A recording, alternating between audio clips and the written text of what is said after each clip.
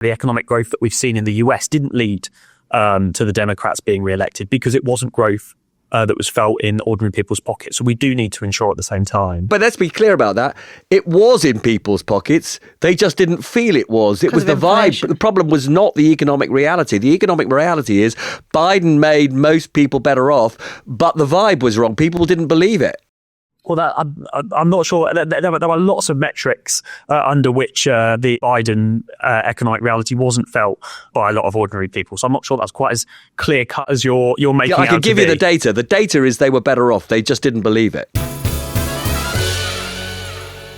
Chris, Praful, thank you for joining us. It's really interesting, this research you've done in terms of what public opinion is about growth. It's something Robert and I talk loads about. You know, what does growth actually mean to people? We talk about what GDP is, how it's measured and everything else, but what does it actually mean to people out there living life, trying to navigate through it? And this is what you've done research on, isn't it? Can you just tell us a bit about how you've ended up doing it, the background to this? Sure. So we're the Good Growth Foundation, and people are constantly asking me, what does good growth mean? And we thought rather than telling people, we'd actually go and try and find out what growth that people would like to see looks like. And I think, you know, in the past, there's been this received wisdom that a growing economy, people generally think it's good for them. But actually what we found is there's a bit of a gap there. And that's what we've had a deep look at. And so what are you focusing on with the work that you're doing? On the good or the growth? It's a really good question. I mean, some people say to me, sure, we just need any growth. And I think one of the key conclusions of our report is that actually there is a world where even, you know, growth could be taken as a signal of failure on the economy rather than as success if it doesn't really translate into people's living standards and changed experience in their day-to-day life. Chris Curtis is also with us, now a Labour MP, was at YouGov. How did you do this research? How robust are these findings? Oh, incredibly robust. So it's a series of mixed methods. We had focus groups that were done earlier on in the process, and then some polling that went alongside it as well. So really helped us to dig down just into exactly how the public interact with the economy, because you'll know as much as anyone else, Robert, often the conversations that happen in Westminster in politics can become very, very distant from the conversations about people's ordinary life. And often the more time you spend down in Westminster, the more disconnected you get from real normal people's lives. So it's so important to be doing research on this, even if the topic is as big and significant to this government as economic growth. And just to be clear, this is a government that says its number one priority is getting the growth rate up. When you put that to the people that you've been talking to in both the big poll, couple of thousand plus people, plus your focus groups, what do they hear when Keir Starmer says that? Most people, I think, from the research that we've seen, understand the importance of economic growth. But we also need to make sure that we're explaining as we go along in this process, actually why that economic growth can create all of those other things that are really important to your life as well. I mean, one of the lines that the Chancellor has made perfectly clear, for example, is if economic growth in this country over the last 14 years had been the same as last decade had been the same as the OECD average, that'd be $5,000 on average in the pay pockets of every family in this country. That would be billions of pounds extra going to the Treasury in order to fund the National Health Service without having to make a penny difference to any tax rate. So actually making sure that we're telling the story about why growth has been one of, if not the biggest driver of the problems. Lack of growth has been one of the key drivers of the problems that this country has faced over the past 16, 17 years. And why getting that growth rate back up again is the most important thing in ensuring that we get back on track. One of the things that I was particularly interested in, because it's something Robert and I talk about a lot, that was in your research, is about who growth actually benefits. Yeah. And Praful, this is something that came up as a big theme, didn't it? It's that people think growth benefits somebody else, not them. And so one of the things that you say, Praful, is for many people, getting the growth rate up is for them failure because they see growth as rewarding privileged people and none of it coming to them. And they're fed up with the gap between them and basically wealthier, richer people getting even wider. Yeah, that's very much the spectre from the research. You know, we ask about what good growth means. People do think growth is important. They generally think it's good. As soon as you dig in a little bit further, they go, well, has actually ever been that good for me. They don't feel that the rising tide lifts all boats. If anything, they think growth always seems to benefit someone else over there, maybe big business or the wealthiest. And so when you ask them what would be that success measure, it's certainly not GDP. It's not the figures. It's those real changes in their lives, and in particular, this laser focus on the cost of living. And can I ask you, Steph, because you talk about this all the time. Yeah. Does this resonate with you? If you where you live, in the Northeast, if you were just to talk to a random selection of people and you said to them, Keir Starmer wants to get the growth rate up, that must be great. What would they say to you? They'd say that means nothing to me. Because, so for example, this week I met up with a lady who runs the food bank where I live. It's a brilliant food bank in the sense of they're incredible to the local area, but they've also managed their donations well at a time when they've massively reduced and demand has massively gone up. And she was talking to me, she'd come to see me because I'm a patron of the charity, about what can we do to future-proof and make sure they've still got everything. And for them, nothing has got better for years. It's just got worse and worse and worse. I was looking at the figures and it's gone from handing out a couple of food parcels every day to literally thousands a week. And this is one area. This is one part of North Tyneside. It's not even, a big area. It's one suburb of Newcastle rather than the whole of it. And so for people like her, that she was really miserable about life. She's very much an optimistic woman. She was a teacher for a long time. She's gone into the charity sector as a volunteer. And she just was like, I can't see this getting any better. So all I need to focus on is how can we just get more donations rather than, what's happening to these people. These are working poor as well. So she's saying to me, a lot of these people, it's the pay packet is not seeing them through completely. So they're, at the end of the month, they're having to come reluctantly to the food bank to get a parcel, even though they're working and they're doing as much as they can, I guess, with what they've got. And it's just not enough. So just to be clear, Praful, you're saying, and this very much ties in with what Steph was just saying, that when you say what would be good for you if the government succeeds in this economic mission of getting growth up, what they come back to you is they've got to reduce the cost of living. Overwhelmingly. I mean, the cost of living is the alpha and omega on the economy. It's seen as the cause of economic dysfunction and stagnation, and it's seen as the marker of whether or not the economy has got better, whether or not their cost of living pressures have eased. But the other thing which I thought was sort of bizarre, really, is how they, in a sense, understand this and experience this is the prices they pay for the stuff they need. Whether it's going to the supermarket or energy. When you ask them, what if pay goes up faster than prices? That was somehow not so convincing to them. I mean, it's very much shaped by lived experience, right? So, people have seen that prices are just shooting up all the time. And so there is a natural skepticism that if wages rise, their prices won't just eat into their wage packet even further. And that's very much the default position. So they want to see prices to fall. They want to see essentially the cost of their shopping basket come down. Is that what they're desperate for? I mean, literally in focus groups, people would talk about things used to costing X. Now they cost double or whatever it might be. And they'd mark success as when it costed X again. But not how much they're paid. That's fascinating. And actually, we would ask them, well, what about your wage increase? Oh, my bills will just go up. That's not to say that what we should be actively pursuing is deflation. I think the point is that the level of skepticism is high based on the experience over the last few years. And there is this deep desire to really see these personal, visceral changes in their lives. I mean, we talked about, you spoke about, GDP rate or the growth rate. When we ask people, what would you point to as, an economic marker that would be important? They talked about productivity. They talked about wages. They didn't talk about GDP.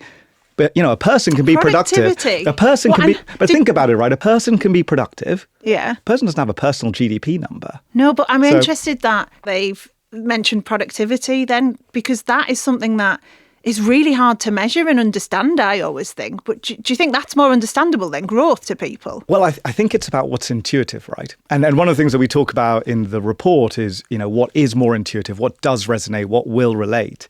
And the things that resonated were all very much borne out in lived experience. So if you think about health, for example, people quite naturally drew a connection between an NHS with very long waiting lists and an unhealthy society and the fact that the economy was stagnant and many people were too ill to work, right? So they drew that productivity conclusion quite naturally and intuitively. The same on skills and training, which they really saw. I mean, that was probably the strongest, most intuitive policy area that people bought into, skills and training. They saw as a game changer. Well, it links into this. Growth is something that benefits someone else. And the challenge can then become when a growth measure seems distant or far away or benefiting a narrow group of people. And sometimes even jobs, more jobs. Well, if I'm not going to get that job, what does it mean to me? Or if I'm not going to get to use that infrastructure, what does it mean to me? But skills and training is an enabler. It suddenly shortens that distance between that thing over there, that big growth mission project, and my own lived experience. If not for me, then maybe my kids. So, skills and training in particular, very, very popular. We're going to come back, I think, in a minute and just develop the whole skills, what that actually means in practice. What could the government do that would connect with what people feel they need?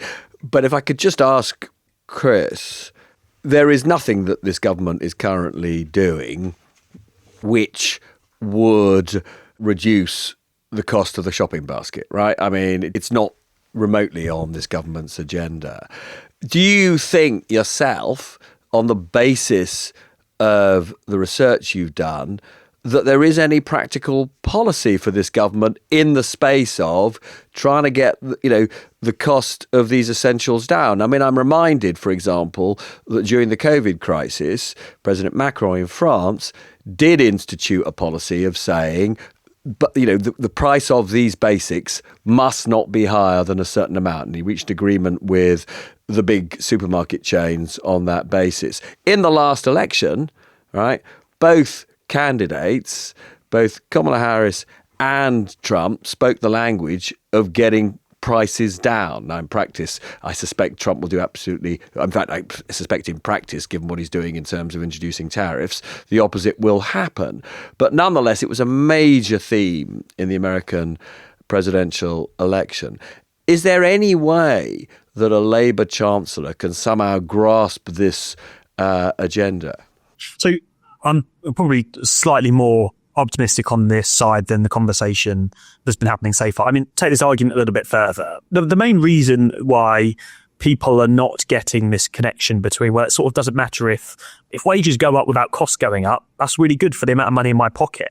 The reason there's that cynicism about that is because people haven't been seeing it happening. So if we can actually prove it is possible to not have those price rises, but to start getting more money into people's pay packets, which will then increase the disposable income, the really important mission of this government, then we can alleviate that cynicism. But a lot of the difficulty with public opinion research like this at the moment, many of the challenges we face as a government, we talk a lot about the broken public services. We talk a lot about the broken economy and the lack of economic growth. But we're also operating in a context where, probably caused by those first two problems, voters have very little trust, very little faith that politics can provide the answers, that could provide the solutions to the issues that they've been facing in their life. And this needs to be the government. A lot of what we do is sort of following, using public opinion research. On this one, we just need to prove them wrong. Sure, they're cynical. Sure, they have low trust, but we need to be the government that proves them wrong. We need to prove that we can be the people that work towards an economy that operates again. We need to be the people that show that those problems they're facing in their lives can be solved by government and by politicians. And by doing so, we can start that really difficult, really hard process of building trust back up in politics again. It's obviously getting prices down, going back to an era that we had in the 1970s of price controls, is what you might say fashionable in political circles at the moment. But Praful, telling British people who you've been talking to they're wrong, that this is what we should be doing, it's quite tricky there. I wouldn't say that sounds like a route to electoral nirvana. The challenge with price controls is that it does in the end actually have to work. I mean, one of the things that we got quite clearly from the research is that the proof is in the pudding. Will money in their pocket actually increase? Will they actually see a change in their living standards? And the challenge often with price controls is that the costs just end up somewhere else in the system, and you end up, maybe with queues and the world changed in other negative ways.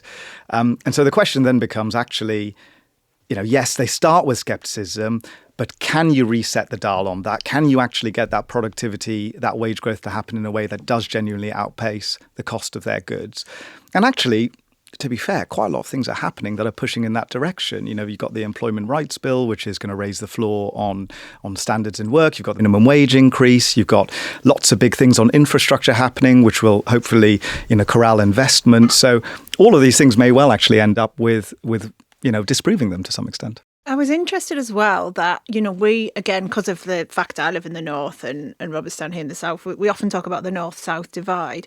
But in this research, what you guys found from talking to people as well is there's divide within the regions, and I actually agree that is the bigger problem, because it's that there'll be cities that see a lot of investment, and then the kind of areas outside of it and the towns and whatever else outside that don't see the investment, that feel hard done by. And there's that. I suppose it's a bit like when you are a Middlesbrough fan, you're a diehard Middlesbrough fan, and will always, football I'm talking about, and you will always go against, you'll always support the North, apart from when it comes to something like football. You hate the Mackhams, the people from Sunderland, you hate the Geordies, and it's like that. But yet when you're not in the area, you're like, oh no, the Northerners are all together, we all support each other. It's the North versus the South, until it comes to football, and it's a bit like that. When you dig down, there are these big divides. Yeah, you're completely right. And, the conversation is often had between disparities between London and the southeast and the rest of the country.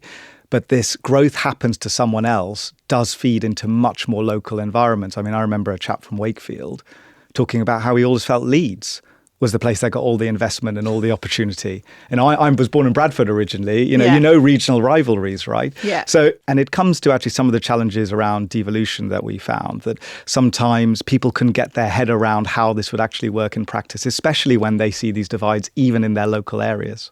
Really interesting though, Chris, just on this, the government's got to prove, the people wrong, that it's about, getting prices down. For me, as somebody who is, basically paid to watch the political game and comment on it, the thing that the government doesn't seem to get is they do talk about growth the whole time. Your report says, this is broadly, but paraphrasing, too nebulous a concept for most people. You've said it should all be about the government proving over the years that it's in government that it is improving living standards.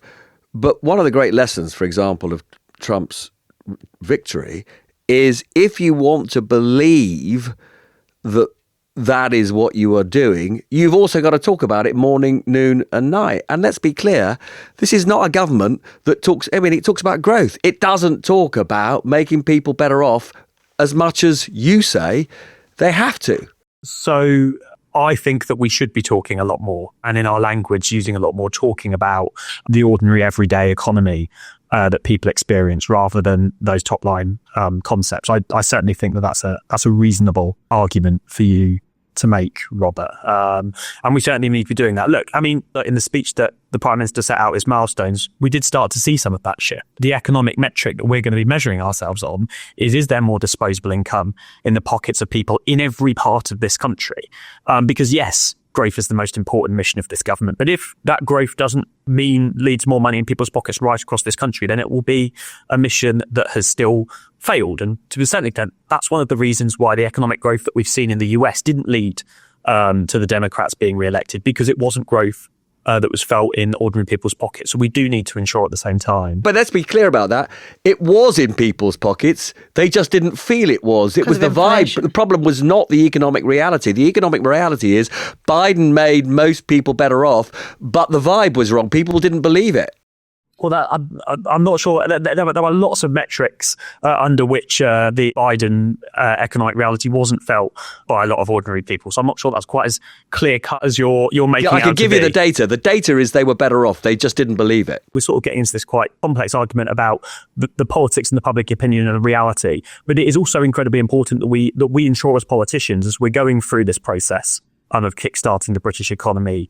As we're going through some of the difficult decisions that need to happen in order to do so, we also need to make sure, as you say, that we're talking about it, we're talking about the benefits of it, and we're using language that is rooted in people's everyday lives. Else, we're not going to be able to take people on that journey with us. Yeah, it does. That's the fundamental thing. It's the point you made about food banks as well, but it's also the point, even if you're not, the sort of person who's at that level of using food banks. In recent years, it's people who, used to go on a foreign holiday every year and haven't been able to do so. It's people who used to like taking their family out for a meal out or a couple of meals out at a restaurant and currently can't afford to do so. It's about all of those small cutbacks and inconveniences that people now have in their lives. Basically, because we've had an economy that hasn't been functioning in my adult lifetime, and my God, it would be so good to be able to give people those small luxuries. I would back just in their add lives. as well, it's the small business owners and people like that too. That's the ones who I'm seeing locally who are really taking the hit. It's worth saying on this, is it price? Is it something else? You're right. Trump, even Farage, have really cottoned on to the cost of living being, at the heart of the economic agenda. But when you talk to people and listen to them in the focus groups, they talk about not being able to afford luxuries. They talk about their high streets and their communities and the crime and all the other visible signs that life isn't good anymore. And there is this general sense of, actually quite a strong despondency about the country. I mean, we asked people a fun question, how would you describe Britain's economy as a car? And I think, the kind of most common answers we got were things like Ford Fiesta, Reliant Robin, Old Banger. Reliant Robin! But, there was this gentle despair, right, about the state of the country. Not your Citroen. Not my Citroen. Citroen was on the list somewhere, but those probably wasn't on the top. I love my Citroen. Is Britain your Citroen? I think it's more my dad's Talbot Horizon. Oh my goodness. That's taking us back in time. I know, back in the day. Everyone knows who listens to this show that I'm obsessed with skills, and I know Robert is as well. It's interesting that was a big priority, because the sense that I get from people all the time is people want to work. They don't want to be on benefits.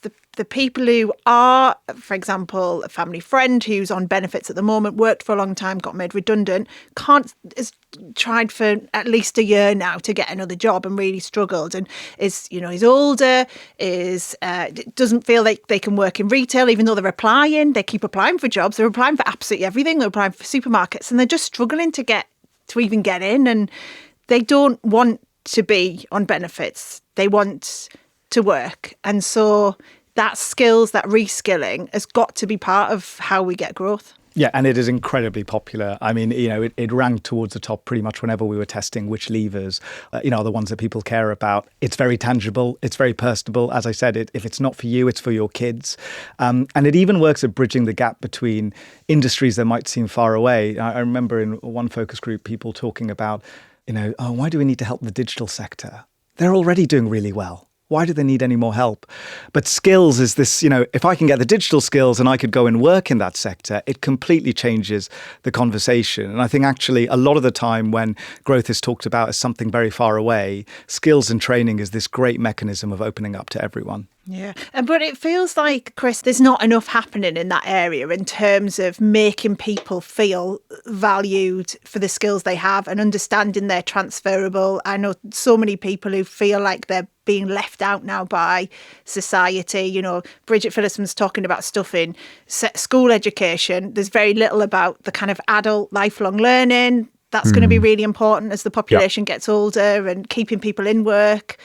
What are your thoughts on that? I think we have been doing quite a lot already, and I know that there'll be a lot more policy area to come. And I'm from MP for Milton Keynes, right? I've got the Open University very near my patch, brilliant labour invention, which is really focused on lifelong learning. And I think that the connection that Praful was trying to make there's a really important point. A lot of the reason for a sort of lack of trust in the economy and politics is political failures in recent years. But I think we also need to acknowledge that the economy is moving on a lot faster than it used to. The pace of change in our economics is substantially quicker. We talk about the fact that most people will not just have one career anymore like they would have done 30, 40 years ago. And therefore, if we want to have a successful, nimble economy in that economic context that isn't leaving people behind, it is so critically important that people are able to keep up. And that involves having a skills program that allows people, to have those apprenticeships, those training programs earlier on at the start of their career.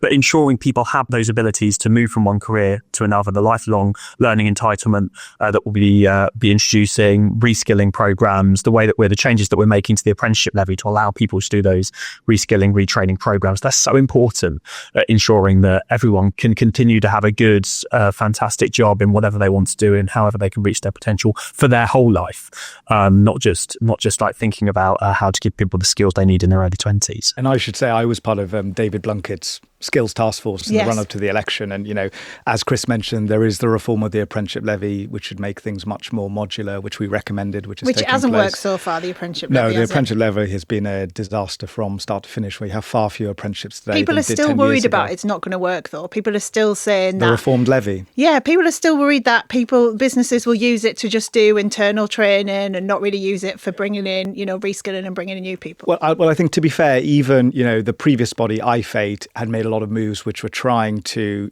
stop that type of activity happening so apprenticeships were better targeted.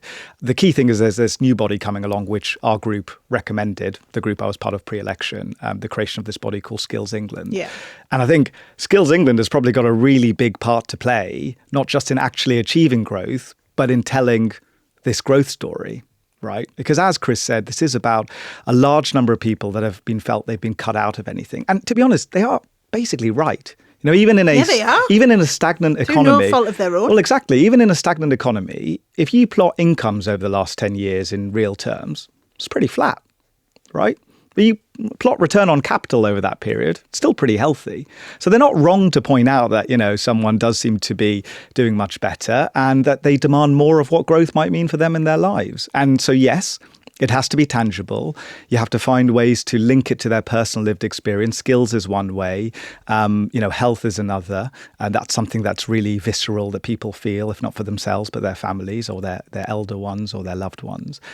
Transport is another area which people really feel and understand in its kind of broadest sense. Yes, buses and trains, but also potholes. All of these things are very much your lived experience. And those will be the markers that people test against. Transport's always really interesting, I think, because it's, again, another example where politicians can often get obsessed with the kind of transport they use and forget about the kind of transport programs that are needed. Or people in Westminster can often get it, but the journalists, the press can often get obsessed with the kind of transport methods they use, trains, and forget that most people in this country are reliant on buses or reliant on cars and roads, and actually how we can ensure that we're improving that infrastructure and not just focusing on railways. Albeit railways are an incredibly important thing for us to do. There was one woman in Derby. If you don't read the whole report, you just read this quote. It basically sums it up in one go. And she just said, they need to show me the evidence that growth is happening. I need to see it in my wage packet. I'll believe it when I see it in improved education in schools, infrastructure, fewer potholes on my road, and I think it was a better NHS as well. It's all things that are personal, visceral. The thing that I always am struck by when we do this kind of research is it sort of demonstrates to me that governments are always slightly behind where, British people know we have to be. You said, which I was really struck by, that British people know that productivity matters, knows that how much they produce really matters to their living standards.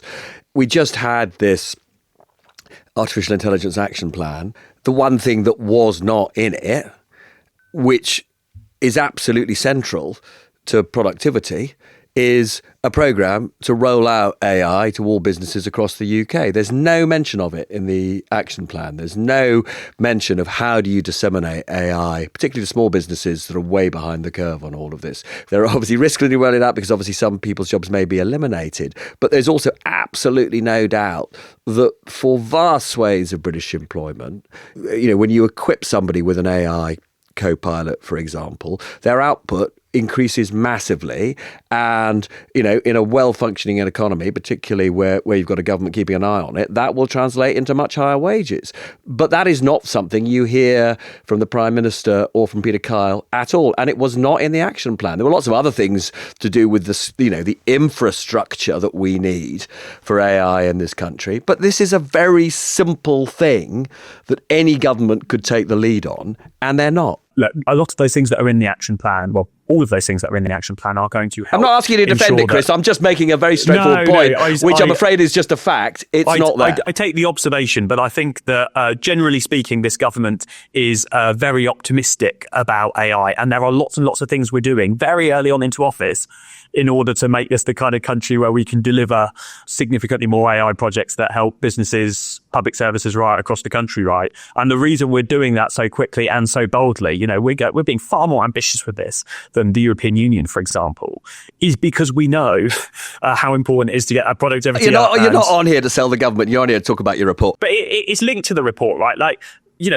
what Praful was saying earlier was about like the reason people get productivity is because they can see it in their own lives. They can see it in their workplace. They can see people in public services that they're engaging with where they're getting like really frustrated that they're not being as productive as they could be on the taxpayers' dime. And I'm saying there's a role for the government to take a lead on this, and on perhaps the most central question of our age, which is this AI industrial revolution, they're not doing the big simple thing they should be doing. I've got another point though to put to you here. We're going to get this great, really important growth speech from Rachel Reeves next week. We already know that one of the biggest things in it will be a new runway at Heathrow, a third runway. For vast numbers of British people, that's totally irrelevant. And I mean, your report shows that. I mean, look, our point is that, look, you've got to grow the economy and people need to feel it. So, Britain has a growth problem. It's worse than maybe we think it is because it's not just about the problem itself. It's about how people feel it. There might be lots of things that you might do that don't necessarily resonate, but how do you find ways to connect it? Big infrastructure projects. Do you make a big deal of the skills and training that will need to take place in order to make them happen? Is there redistribution of the proceeds that come from that into the things that people really care about? And going back to your point on AI, which I think is important, when we asked people, who do you think is responsible for economic success when we've had it, they pointed to ordinary people, right? And the next biggest group they pointed to were the SMEs in their local area. So there is that, it's coming back to the same point. So they don't trust government at all, basically. Well, as Chris said, there is a period where trust in government is really corroded. It is low. And so actually what they do want is active government. That came out very strongly. Active government getting behind ordinary people, those smaller businesses.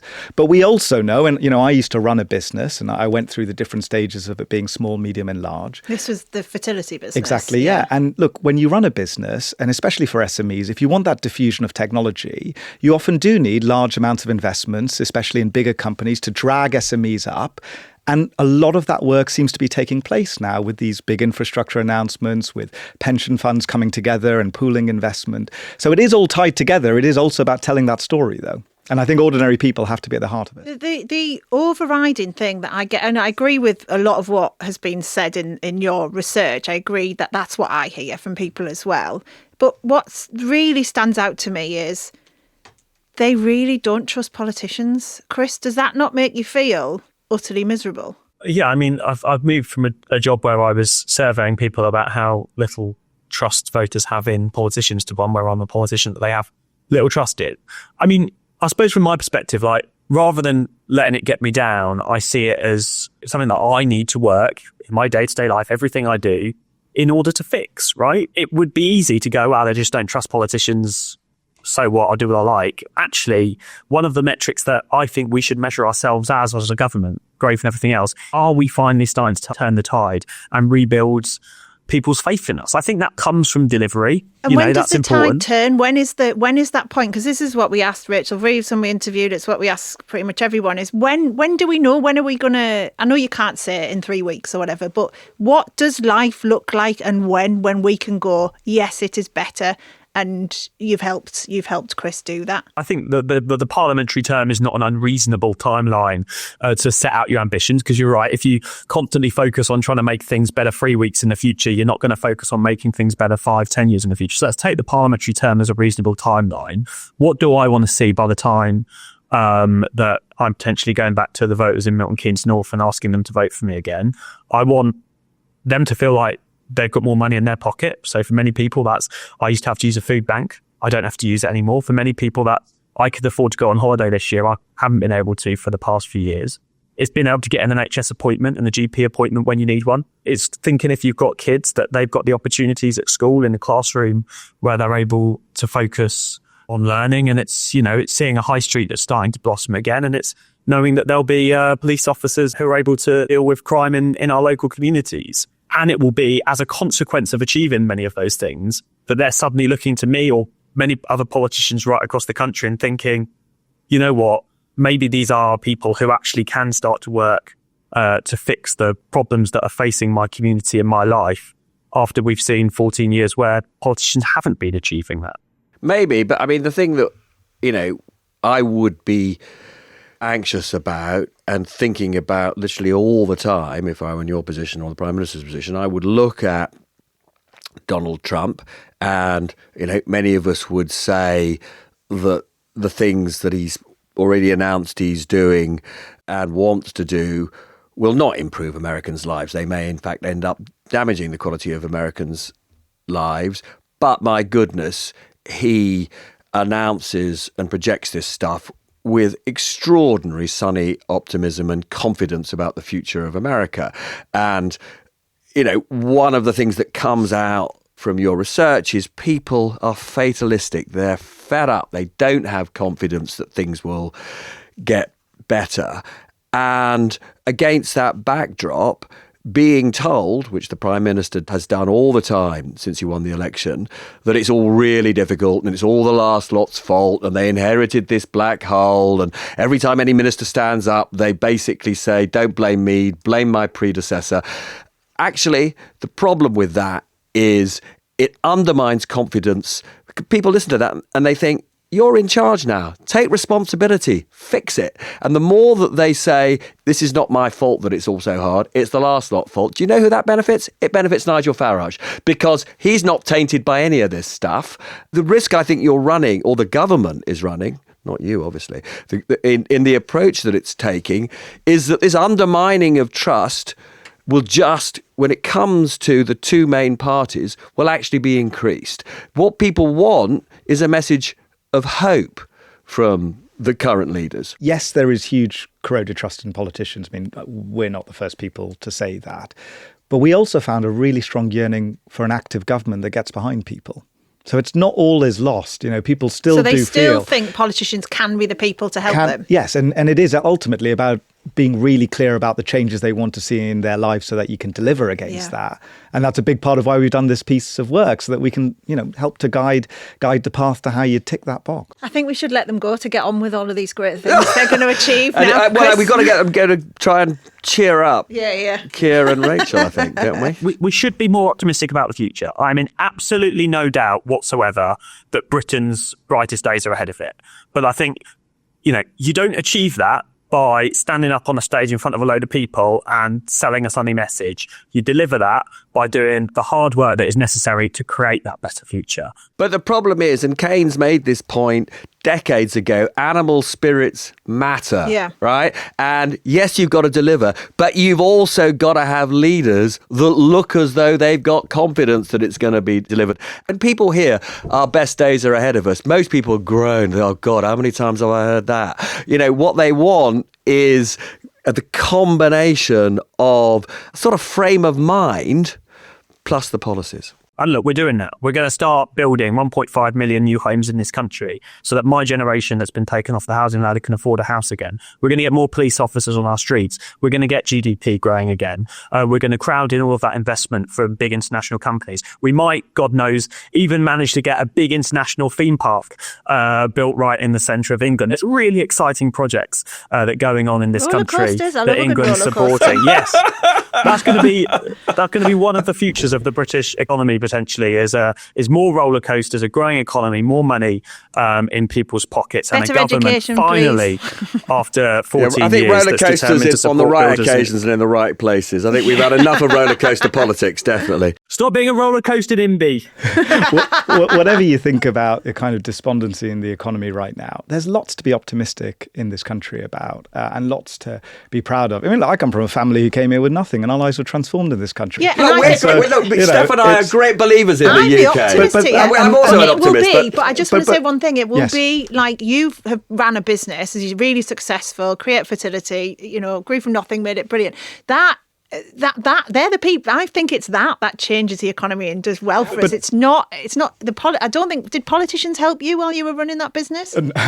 No, we're not really. See? But I mean, look, the thing is that what we heard from the British public is they want to be part of rebuilding Britain. That's why they want those personal changes. And so be the entrepreneurs like you that'll do that. It won't be Chris. Sorry, Chris. We can make their lives easier. We can help and support them. Politicians can help make it happen, and people are yearning for that government that would actually make it happen for them, to put more money in their pockets so they can actually go out and spend in shops, take a risk, start a business, get the skills so they can get on, be healthy so they don't have to worry about long queues in the NHS. Let's have a group hug, everyone. Okay, I think let's have the hug and put our listeners out of their misery. Yeah.